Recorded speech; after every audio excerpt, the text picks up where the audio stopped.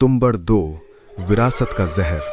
सोने का वो सिक्का जो रघुवीर के हाथ की त्वचा में धंसा था, अब उसकी नसों में तैर रहा था, एक ठंडी भारी धातु की लहर की तरह।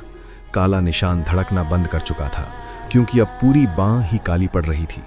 तुम्बड़ से मुंबई लौटते हुए रघुवीर को रास्ते का कुछ याद नहीं था। उसे बस एक तीव्र भूख लगी थी, खाने की नहीं बल्कि छूने की, जमा करने की। अपने मकान में घुसते ही उसने सबसे पहले शिवनी की मां का वो फोटो फ्रेम उठाया जो टेबल पर था। फोटो में हंसती हुई पत्नी को देखकर उसके मन में प्यार नहीं, एक खालीपन उभरा। उसने फ्रेम को जोर से पकड़ लिया और लकड़ी के फ्रेम से चिपकी सोने की नगीना धीरे धीरे पिघलकर उसकी उंगलियों में समा गई। फोटो बेरंग हो गई। रघुवीर ने संतुष्टि की सांस ली। यही तो थी असली विरासत।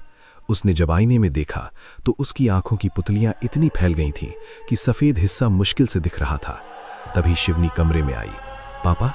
रघुवीर ने धीरे से मुड़कर देखा। एक पल के लिए उसके चेहरे पर पिता का भाव लौट आया, फिर तुरंत गायब हो गया। शिवनी, तुम्हारी यादें, उसने एक अजनबी की आवाज में कहा, कितनी मीठी और पौष्टिक होंगी। शिवनी स्तब्ध रह गई।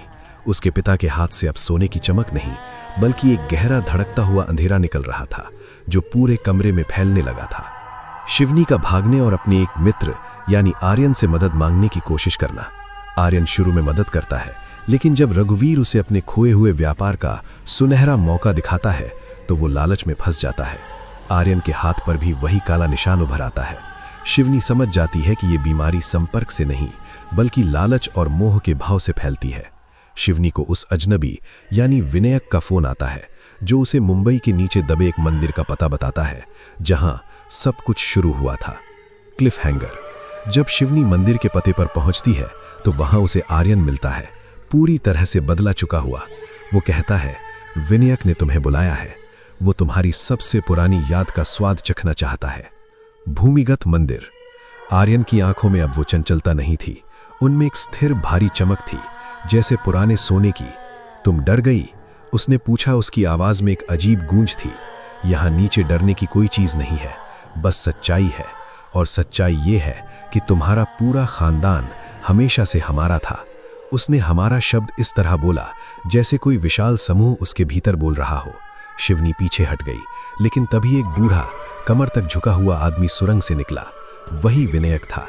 उसने आर्यन की तरफ एक नजर देखा और आर्यन तुरंत एक भक्त की तरह सिर झुकाकर वहां से चला गया। माफ करना, वो अभी नया है, अभी तक पूरी तरह से पचा नहीं है। शिवनी ने देखा, विनायक की गर्दन पर काले निशानों का जाल था जो उसके कपड़ों के भीतर कहीं गायब हो रहा था। तुम कौन हो? शिवनी ने कांपती आवाज में पूछा। विनायक में एक दुख भरी मुस्कुराहट दी। मैं वो हूं जिसे तुम्हारे दादा ने उस गड्ढे में धकेल दिया था ताकि वो खुद बच सके।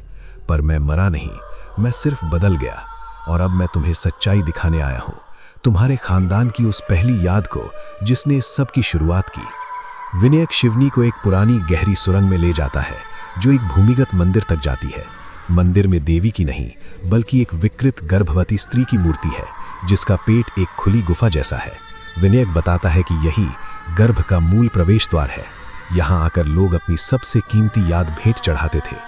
वो शिवनी से कहता है कि अगर वो अपने पिता को बचाना चाहती है तो उसे अपनी सबसे प्यारी याद, अपनी मां के साथ बिताया पल, इस गर्भ में समर्पित करनी होगी।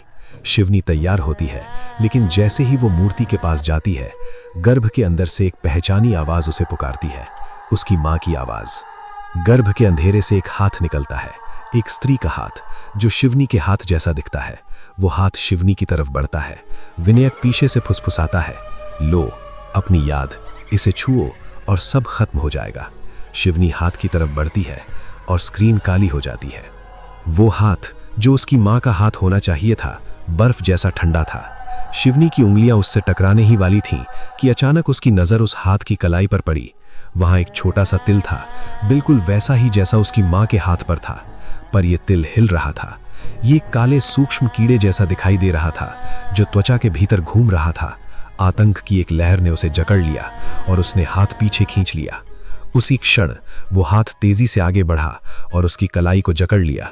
स्पर्श में कोमलता नहीं बल्कि लोहे जैसी पकड़ थी। गर्भ के अंधेरे से मां की आवाज फिर आई, शिवनी बेटा, मुझे अकेला मत छोड़ो, मैं तुम्हारी बहुत याद करती हूँ। आवाज इतनी सच्ची, इतनी दर्द भरी थी कि शिवनी का दिल बैठ गया। उसकी आंखों में आंसू आ गए।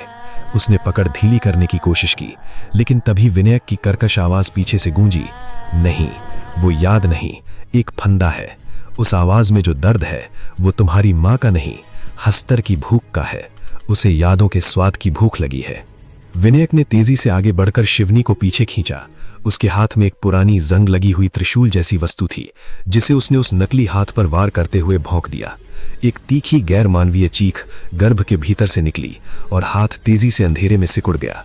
शिवनी की कलाई पर 5 उंगलियों के निशान थे, जिनसे कोई रक्त नहीं बल्कि एक काला चिपचिपा पदार्थ रिस रहा था।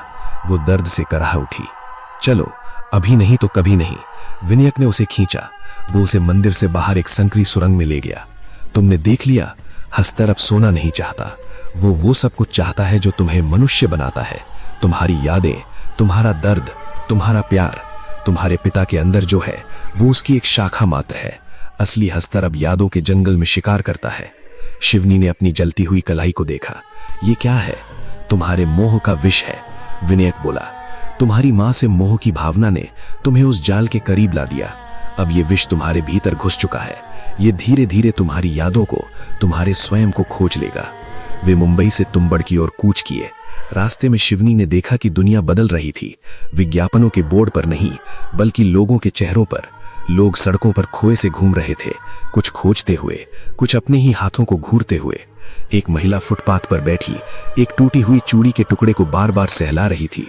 उसकी आंखों में एक खाली व्यसनी सी चमक थी। ये महामारी अब दिखाई दे रही थी। तुम्बड़ की सीमा में प्रवेश करते ही हवा का दबाव बदल गया।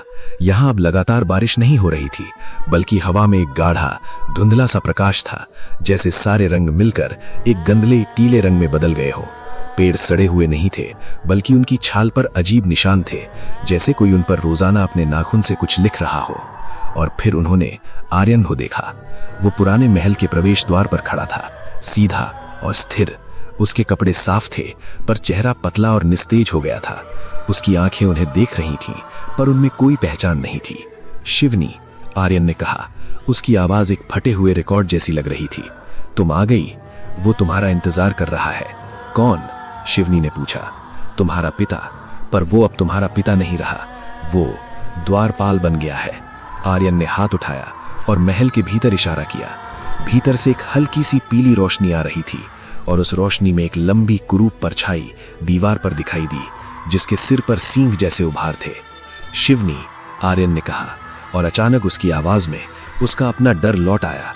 एक क्षण के लिए, भाग जाओ, उसका वाक्य अधूरा रह गया। उसका शरीर एक झटके से अकड़ गया और उसकी आंखों में वही काली चमकदार पुतलियां वापस आ गईं। उसने मशीनी ढंग से मुड़कर महल के भीतर चलना शुरू कर दिया। विनायक ने शिवनी का हाथ अपने हाथ में लिया। उसकी उंगलियां ठंडी और पत्थर जैसी सख्त थीं। अब से हर कदम पर तुम्हारी यादें तुम्हारी परीक्षा लेंगी। जो भी देखो, जो भी सुनो, उस पर विश्वास मत करो। विश्वास करो सिर्फ तुम्हारे दर्द पर, क्योंकि दर्द अभी भी तुम्हारा अपना है। वे उस महल में प्रवेश कर गए, जो अब एक जीवित सांस लेती हुई यातना की गुफा बन चुका था। हर कोने से फुसफुसाहटें आ रही थीं, किसी की हंसी, किसी का रोना, किसी की प्रार्थना। दीवारों पर गीली नमी में चेहरे उभरते और गायब होते दिखाई दे रहे थे। और तभी सामने के हॉल से एक पहचानी आवाज गूंजी, रघुवीर की आवाज। पर वो दयनीय नहीं, बल्कि शक्तिशाली और भयावह थी। मेरी बेटी, आखिरकार तुम घर आ गई। आओ और अपनी आखिरी याद का दान करो। तुम्हारे बचपन का वो दिन जब तुमने पहली बार सूरज को देखा था। मुझे उसकी गर्मी चाहिए। शिवनी और विनय हॉल के द्वार पर पहुंचे। वहां एक सिंहासन जैसी चट्टान पर रघुवीर बैठा था, पर वो रघुवीर नहीं था। उसका शरीर सूखकर कांटा हो गया था और उसकी पीठ से काले रेशेदार अंकुर निकलकर दीवारों और छत से जुड़ गए थे, जैसे वो एक मकड़े का शिकार हो। उसने सिर घुमाया। उसके चेहरे पर रघुवीर के लक्षण थे, पर मुस्कान उसकी नहीं थी। ये एक विदेशी भूखी मुस्कान थी, और उसके पीछे दीवार पर एक विशालकाय छाया लहरा रही थी। हजारों छोटी छोटी मुड़ी हुई आकृतियों से बनी हुई, जो हिलते हुए हाथों जैसी लग रही थी। हर एक आकृति एक संक्षिप्त दर्द भरी आवाज निकाल रही थी। ये वो लोग थे जिनकी यादों को हस्तर ने निगल लिया था। रघुवीर या जो कुछ भी था ने अपना एक लंबा पतला हाथ बढ़ाया। उसकी उंगलियों के पोरों पर छोटे छोटे मुंह थे जो खुल और बंद हो रहे थे। दे दो, उसने सैकड़ों आवाजों में एक साथ कहा, और फिर मैं तुम्हें दिखाऊंगा कि तुम्हारी मां वास्तव में कहां गई थी। शिवनी का दिल एक भयानक आशंका से धड़क उठा। क्या हस्तर को उसकी मां की गुमशुदगी का पता था? वो पत्थर की शिला को जोर से पकड़े हुई थी, पर विनायक ने उसकी तरफ देखा और धीरे से कहा, याद रखो शिवनी, ये सब झूठ है, ये सब भूख है। पर तब तक बहुत देर हो चुकी थी। रघुवीर के शब्दों ने शिवनी के मन में एक दरवाजा खोल दिया था, वो दर्दनाक रहस्य जिसे वो सालों से दबाए हुई थी। उसकी आंखों के सामने अचानक एक दृश्य तैरने लगा। एक बरसात की रात, एक खाली सड़क और चलती हुई कार की हेडलाइट्स। उसने अपना सिर पकड़ लिया। नहीं, रघुवीर की मुस्कान और चौड़ी हो गई। हाँ, यही, इस याद को मुझे दे दो, इस दर्द को, और तब तुम आजाद हो जाओगी। विनायक ने देखा कि शिवनी की कलाई से निकलने वाला काला पदार्थ तेजी से फैलने लगा था, उसकी नसों की तरह ऊपर चढ़ रहा था। वो चिल्लाया, शिवनी लड़ो, वो तुम्हारे दिमाग में है। पर शिवनी उस दृश्य में खो चुकी थी, वो दृश्य जो उसकी सबसे बड़ी पीड़ा थी और अब हस्तर की सबसे बड़ी लालच बन गई थी। कमरा घूमने लगा और आखिरी चीज जो उसने देखी वो थी विनायक का चेहरा, जिस पर अचानक एक अलग ही तरह का भाव था। डर नहीं, बल्कि एक गहरी दुखद समझ, जैसे वो ये सब पहले भी देख चुका हो। और फिर अंधेरा छा गया। शिवनी कहाँ है? क्या उसने अपनी सबसे दर्दनाक याद हस्तर को दे दी? और विनायक कौन है वो वास्तव में? क्या वो सहायक है या एक और जाल? अगले भाग असली विनायक कौन में एक ऐसा रहस्य खुलेगा जो टंबड़ के श्राप की जड़ों तक ले जाएगा। सब्सक्राइब करके बेल आइकन दबाएं ताकि आप इस भयानक सफर में शामिल रह सकें। असली विनायक कौन? मुख्य सारांश, शिवनी उस दर्दनाक याद यानी मां की गुमशुदगी वाली रात के भंवर में फंसी है। हस्तर रघुवीर के माध्यम से उस याद को निचोड़कर अपनी शक्ति बढ़ा रहा है। तभी विनायक एक बलि का बकरा लेकर प्रकट होता है और उसे हस्तर के सामने फेंकता है।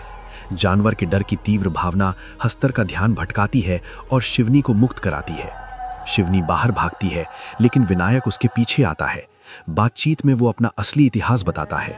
वो विनायक राव नहीं, बल्कि उसका छोटा भाई सचिन है। बचपन में जब विनायक राव ने उसे गर्भ में धकेला तो हस्तर ने उसे तुरंत नहीं खाया। उसने सचिन में एक बीज बो दिया, एक ऐसी भूख जो धीरे धीरे बढ़ती गई। सचिन दशकों से गर्भ और बाहरी दुनिया के बीच फंसा रहा, आधा मनुष्य आधा हस्तर का वाहक। उसका लक्ष्य शिवनी को गर्भ तक ले जाकर देवी से मुक्ति पाना है, ताकि वो पूरी तरह मनुष्य बन सके। शिवनी को संदेह होता है कि सचिन उसे धोखा दे रहा है। जब वे छिपते हैं तो शिवनी सचिन की पीठ पर कपड़े हटाकर देखती है। उसकी रीढ़ की हड्डी बाहर निकली हुई है और उस पर सैकड़ों छोटे छोटे दांत उगे हुए हैं जो धीरे धीरे चबा रहे हैं। सचिन पलटता है और कहता है, तुम्हें लगता है मैं तुम्हें धोखा दे रहा हूं? शिवनी, तुम्हारे पिता ने तो तुम्हें बेच दिया है। उसने तुम्हारी सारी यादों का सौदा कर लिया है, बस अपनी एक याद, तुम्हारे पहले जन्मदिन की, बचा कर रखी है। दादी का सामना और भयानक सौदा। शिवनी और सचिन उस झोपड़ी में पहुंचते हैं जहां बूढ़ी दादी यानी विनायक राव की मां रहती है। अब वो और भी विकृत हो चुकी है। उसका शरीर लकड़ी जैसा कठोर है और उसकी आंखें पूरी तरह से सफेद है। वो देख नहीं सकती, लेकिन यादों को सूंघ सकती है। वो शिवनी को बताती है कि श्राप तभी टूटेगा जब खानदान की आखिरी संतान यानी शिवनी स्वेच्छा से गर्भ में प्रवेश करे और देवी से विनती करे। पर ये एक तरफा यात्रा है, कोई लौटकर नहीं आया है। दादी ये भी खुलासा करती है कि शिवनी की मां का लापता होना कोई दुर्घटना नहीं थी, वो भी हस्तर के शिकार की एक पीढ़ी थी। जब उसने रघुवीर में बदलाव देखा तो उसने शिवनी को बचाने के लिए खुद को गर्भ के सामने पेश कर दिया, ताकि हस्तर उसकी ममता की यादों से संतुष्ट हो जाए। इसी कारण रघुवीर इतने साल तक सुरक्षित रहा। दादी की बात समाप्त होते ही झोपड़ी के बाहर से आवाज आती है। रघुवीर वहां खड़ा है और उसके साथ आर्यन और कई अन्य ग्रामीण हैं जिनकी आंखें पूरी तरह से काली हैं। रघुवीर बोलता है, माँ, तुमने हमेशा मुझे कमजोर बताया, देखो अब मैं कितनी ताकत लेकर आया हूँ। शिवनी, आजा बेटी, हम साथ मनाएंगे। तेरी माँ की याद अब हमारी याद बन गई है। एक भीषण संघर्ष होता है। सचिन अपने विकृत रूप में आता है और ग्रामीणों से लड़ता है। आर्यन शिवनी का सामना करता है जो अब सिर्फ अपने पिता की निराशा की याद का भूत बनकर रह गया है। वो आर्यन से उस याद को छोड़ देने के लिए कहती है, ये समझाते हुए कि ये उसके पिता का प्यार नहीं बल्कि हस्तर द्वारा बनाई गई एक विकृति है। आर्यन एक क्षण के लिए ठहरता है और शिवनी उसके हाथ में वो पत्थर यानी देवी की मिट्टी थमा देती है। आर्यन चीखता है और उसकी आंखों का कालापन कुछ पल के लिए हट जाता है। इसी भ्रम में रघुवीर आगे बढ़ता है, पर वो शिवनी पर हमला करने के बजाय खुद को सचिन के सामने फेंक देता है। सचिन का विकृत शरीर स्वतः ही रघुवीर को जकड़ लेता है और उसकी यादें चूसने लगता है। रघुवीर शिवनी की तरफ देखकर कहता है, माफ करना बेटी, मेरी एकमात्र अच्छी याद वो तुम हो, इसे बचा लो। रघुवीर के शरीर से एक चमकती हुई स्मृति निकलकर शिवनी में समा जाती है। रघुवीर का शरीर राख बन जाता है और सचिन शक्तिशाली होकर और विकृत हो जाता है। गर्भ से एक जोरदार धड़कन की आवाज आती है। हस्तर पूरी तरह जाग गया है। गर्भ का मुंह फैलता है और उसमें से एक विशालकाय चिपचिपा जीभ जैसा अंग निकलकर सचिन को पकड़ लेता है और अंदर खींच लेता है। सचिन चिल्लाता है, शिवनी अंदर आओ, यही एक रास्ता है। शिवनी के सामने दो विकल्प हैं, भाग जाए या उस जीभ को पकड़कर गर्भ में उतर जाए। वो जीभ की तरफ कदम बढ़ाती है और तभी आर्यन उसका हाथ पकड़ लेता है। अब वो सामान्य है। वो कहता है, मत जाओ, ये आत्महत्या है। शिवनी उसकी आंखों में देखती है और कहती है, ये मेरा युद्ध है। वो जानबूझकर जीभ को पकड़ लेती है और गर्भ के अंधेरे में खींची चली जाती है। गर्भ के भीतर यादों का सागर। गर्भ के भीतर कोई गुफा नहीं बल्कि एक अनंत तैरता हुआ सागर है, जिसमें चमकदार तरल की बजाय अरबों टुकड़ों में तैरती यादें हैं। हर एक टुकड़े में किसी का एक पल है, खुशी, दर्द, प्यार, डर। शिवनी अपनी ही जीवन की यादों के टुकड़े देखती है। वो सचिन को एक याद के ढेर से चिपके हुए पाती है जो उसे धीरे धीरे निगल रहा है। सचिन बताता है कि यहाँ समय और स्थान का कोई महत्व नहीं।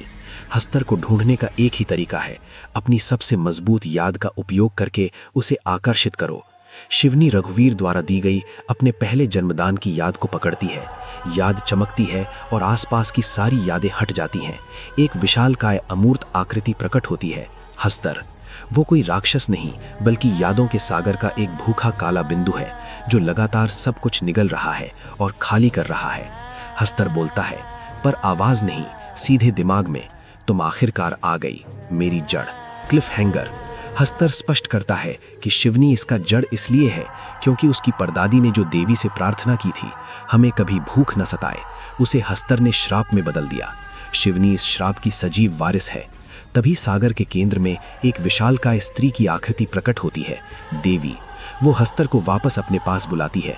हस्तर कराहता है, देखो वो माँ मुझे फिर से कैद करने आ रही है। शिवनी को एहसास होता है कि देवी और हस्तर का रिश्ता वो नहीं जो कहानियों में सुनाया जाता है। देवी हस्तर को अपने गर्भ में समेट लेती है, पर यह कैद नहीं बल्कि एक लालची ममता का भाव है। शिवनी के सामने देवी की असली कहानी प्रकट होती है। देवी ने हस्तर को अनजाने में पैदा किया था, जब उसने मानवता के लालच और भूख को देखकर घृणा की थी। हस्तर उसी घृणा की सजीव मूर्ति था। उसे नष्ट करने के बजाय देवी को उससे मोह हो गया, क्योंकि वो उसका बेटा था। उसने गर्भ में नहीं बल्कि अपने हृदय में जगह दी। हस्तर की भूख दरअसल देवी के इस अटूट मोह से पोषित होती रही। टंबड़ का श्राप देवी की इसी विकृत मातृत्व की भूख का विस्तार है। देवी शिवनी से कहती है कि अगर वो हस्तर को मुक्त करना चाहती है तो उसे देवी के इस मोह को तोड़ना होगा, यानी देवी को ही सारी यादों और भावनाओं से मुक्त करना होगा। इसके लिए शिवनी को देवी के हृदय में प्रवेश करना होगा, जो कि इस सारे यादों का सागर का केंद्र है। सचिन, जो अब लगभग पूरी तरह यादों में विलीन हो चुका है, आखिरी शक्ति लगाकर शिवनी को एक रास्ता दिखाता है, देवी के हृदय तक जाने वाला एक सुरंग जैसा मार्ग। शिवनी उस मार्ग में कूद पड़ती है। नीचे गिरते हुए वो अपने चारों ओर सिर्फ एक ही याद को बार बार दोहराते देखती है। देवी हस्तर को एक बच्चे की तरह गोद में लिए हुए है और उसे बार बार चूम रही है। हर चुम्मे के साथ हस्तर और भी काला और भूखा होता जा रहा है। शिवनी गहराई में गिरती जाती है। हृदय तोड़ो, असंभव चयन। शिवनी देवी के हृदय में पहुंचती है, जो एक विशाल धड़कता हुआ कमल है, जिसकी हर पंखुड़ी एक चमकदार याद से बनी है। वहां देवी स्वयं एक दुखी सुंदर स्त्री के रूप में प्रकट होती है। वो शिवनी को एक अंतिम विकल्प देती है, स्वयं को समर्पित करो। शिवनी इस हृदय का हिस्सा बन जाए और अपनी सारी यादों से देवी की भूख शांत करे। इससे हस्तर शांत हो जाएगा, पर शिवनी हमेशा के लिए यहाँ फंस जाएगी। हस्तर को मुक्त करो, देवी के हृदय यानी कमल को तोड़ दो, इससे देवी का मोह टूटेगा, हस्तर नष्ट होगा और श्राप समाप्त हो जाएगा। पर इससे सारी मानवता की भावनाएं और यादें अस्थायी रूप से विघटित हो जाएंगी, एक भावनात्मक महाप्रलय आएगी। शिवनी तय नहीं कर पाती, तभी उसे अपनी माँ की याद आती है जिसने भी बलिदान दिया था। शिवनी समझ जाती है कि बलिदान ही एकमात्र रास्ता है, पर वो देवी की शर्तों पर नहीं बल्कि अपनी शर्तों पर देगी। शिवनी कमल के केंद्र की ओर बढ़ती है जहां हस्तर एक भ्रूण की तरह सोया हुआ है। वो उसे जगाने के बजाय उसे और देवी दोनों को गले लगा लेती है। वो चिल्लाती है, तुम दोनों एक ही हो, इस मोह से मुक्त हो जाओ। इसके प्यार भरे त्याग भरे स्पर्श से कमल पर दरारें पड़ने लगती हैं। देवी चीखती है, हस्तर कराहता है और शिवनी की अपनी यादें उसके शरीर से निकलकर चारों ओर बिखरने लगती हैं जैसे प्रकाश के कण। सब कुछ सफेद हो जाता है। मोह का श्राप, नई शुरुआत। शिवनी की चेतना वापस टंबड़ के उसी महल में आती है जहां सब कुछ शुरू हुआ था। गर्भ का गड्ढा अब एक साधारण सूखी गुफा है। आसपास कोई याद या भूख का एहसास नहीं। आर्यन और बचे कुचे ग्रामीण भटकते हुए मिलते हैं। उन्हें कुछ याद नहीं कि पिछले कुछ दिन क्या हुआ। शिवनी समझ जाती है कि देवी और हस्तर का अस्तित्व समाप्त हो गया है और उनके साथ मोह का वो विकृत रूप भी खत्म हो गया है जो श्राप था। पर इसकी कीमत उसने चुकाई है। वो भावनात्मक रूप से पूरी तरह खाली है। उसे पिता का प्यार या माँ का दर्द कुछ भी महसूस नहीं होता। वो सिर्फ एक खाली बर्तन है। समय बीतता है। शिवनी मुंबई लौट आती है, पर एक रोबोट की तरह जीती है। एक दिन वो एक अनाथालय से गुजरती है। एक बच्चा उसके पास आकर एक पुराना मैला सिक्का देता है और कहता है, एक दादा ने दिया, बोले उसे दे देना। शिवनी बिना किसी हिचकिचाहट के सिक्का ले लेती है। उसके हाथ में सिक्के को छूते ही सिक्का गर्म हो जाता है और उसमें से एक छोटी सी काली बूंद निकलकर उसकी त्वचा में समा जाती है। शिवनी की आंखों की पुतली एक सेकंड के लिए पूरी तरह काली होकर चमकती है, फिर सामान्य हो जाती है। उसके चेहरे पर पहली बार एक सूक्ष्म रहस्यमयी मुस्कान आती है। वो बच्चे के सिर पर हाथ रखती है और कहती है, धन्यवाद। उसकी आवाज में एक नया गहरा स्वर है।